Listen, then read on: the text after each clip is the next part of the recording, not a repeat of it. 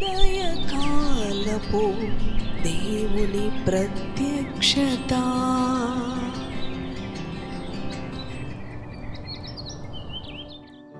Praise the lord, హల్లెలూయా.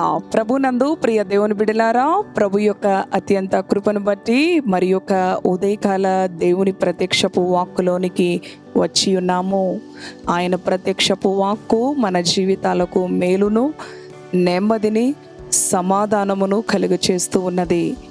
ఈ దినమును దేవుని వాక్కుతోనూ ఆయన సన్నిధితోనూ ప్రారంభించుకుందాం. మన పడకల యొద్ద నుంచి లేచి ప్రభుని స్తుతిస్తూ దేవుని మాటలు ధ్యానం చేసుకుందాం. యాకోబు పత్రిక పరిశుద్ధ గ్రంథములో యాకోబు పత్రిక 4వ అధ్యాయం 7వ వచనమును చదువుకుందాం. కాబట్టి దేవునికి లోబడి ఉండుడి, అపవాదిని ఎదిరించుడి, అప్పుడు వాడు మీ యొద్ద నుండి పారిపోవును. హల్లెలూయా. దేవునికి స్తోత్రం. ఎంతో శక్తి కలిగిన దేవుని వాక్కు. దేవునికి లోబడి ఉండుడి, అపవాదిని ఎదిరించుడి, అప్పుడు అపవాది మీ యొద్ద నుండి పారిపోతాడు. ఎదిరించకపోతే నిలిచి ఉంటాడు. దేవునికి లోబడి ఉండుట ద్వారా అపవాదిని ఎదిరించే శక్తిని ప్రభు మనకు అనుగ్రహిస్తాడు.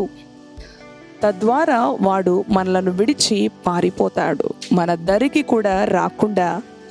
అవును, దేవునికి లోబడి ఉంటుట ద్వారా ఎంత శక్తి ఉన్నదో గమనించారా? ఈ ఉదయకాలము దేవునికి లోబడే బిడ్డగా నీ ఉన్నావా? ప్రియ సహోదరి సహోదరుడా, మనమందరము కూడా అవును ఆయనకి లోబడినప్పుడు అపవాదిని శక్తివంతముగా ఎదిరించగలము. తద్వారా వాడు మన యొద్ద నుంచి పారిపోతాడు. నేడు కుటుంబాలలో అపవాదిని ఎదిరించలేని శక్తి లేక, అవును ప్రియ దేవుని బిడ్డలారా, అటు దేవునికి లోబడి ఉండే అనుభవములో తప్పిపోతూ అపవాదిని ఎదిరించే అనుభవములో మరి శక్తి లేని వారుగా ఉంటూ మరి ఎన్నో శ్రమగల పరిస్థితులు, శోధనలు, నెమ్మది లేని అనుభవాలకు కుటుంబాలు పాడైపోతున్న అనుభవాలు, జీవితాలు, కుటుంబాలు చెదిరిపోతున్న అనుభవాలు, సమాధానమును, నెమ్మదిని కోల్పోతున్న అనుభవాలు, దేవుని ఆశీర్వాదమును పొందుకోలేని అనుభవాలు ఎంతోమంది జీవితాలలో మనము చూస్తూ ఉన్నాము. ఆదికాండము మరి ఆ యొక్క ఆదాము హవ్వ గురించి దేవుడు మాట్లాడుతూ ఉంటాడు కదా. 2వ అధ్యాయములో 3వ అధ్యాయములో మనకి కనిపిస్తూ ఉంటుంది కదా. అవును ప్రియా దేవుని బిడ్డలారా, దేవునికి మరి లోబడిన వారుగా ఆ యొక్క హవ్వ తినవద్దు అన్న ఫలము తినుట ద్వారా, అవును దేవునికి లోబడి ఉండుట ద్వారా కలిగే ఆశీర్వాదాన్ని కోల్పోయి, అవును ప్రియ దేవుని బిడ్డలారా, అపవాదిని ఎదిరించలేక వానికి చోటిచ్చిన అనుభవం మనకి కనిపిస్తూ ఉన్నది. మరి మంచి చెడులు మరి తెలివినిచ్చు ఆ యొక్క వృక్ష ఫలములను తినవద్దు అని ఆయన ఆజ్ఞాపించినప్పుడు అపవాది మాటలకు మోసపుచ్చబడినది. మరి చూడండి, ఎదిరించలేకపోయినది. ఎందుకు అంటే హవ్వ జీవితంలో దేవునికి లోబడే అనుభవం సరి అయిన విధములో లేదు.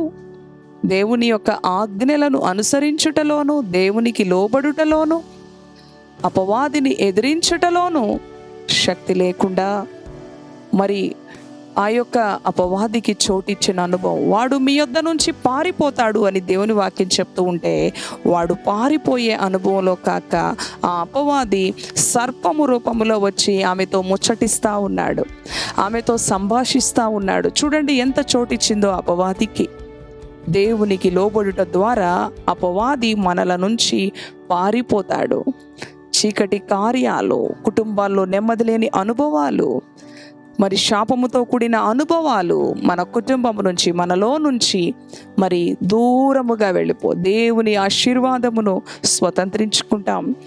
దేవుని యొక్క నెమ్మదిని, సంతోషమును, ఆరోగ్యమును, సమాధానమును దేవునికి లోబడి ఉండుట ద్వారా, అపవాదిని ఎదిరించుట ద్వారా, అవును వాడు మనల నుంచి పారిపోతాడు.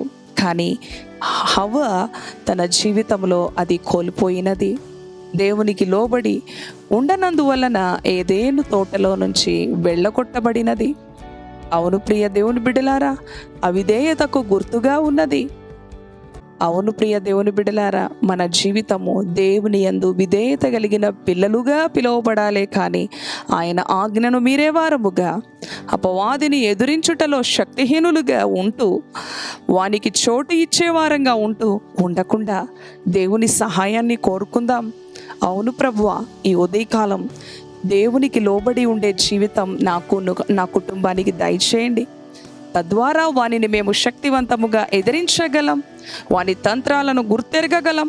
మా కుటుంబంలోనికి ఏ అవకాశము లేకుండా అపవాదికి ప్రేమ కలిగి, సహనము కలిగి, ఓర్పు కలిగి, జ్ఞానము కలిగి, దుష్టుని తంత్రములను గుర్తెరిగి వాడిని అణగత్రొక్కే అనుభవములో అవును ప్రభువా మమ్ములను బలపరచు అని మన కుటుంబాన్ని, మన జీవితాన్ని దేవునికి లోబడి ఉండుట ద్వారా సంతోషమయం చేసుకుందాం.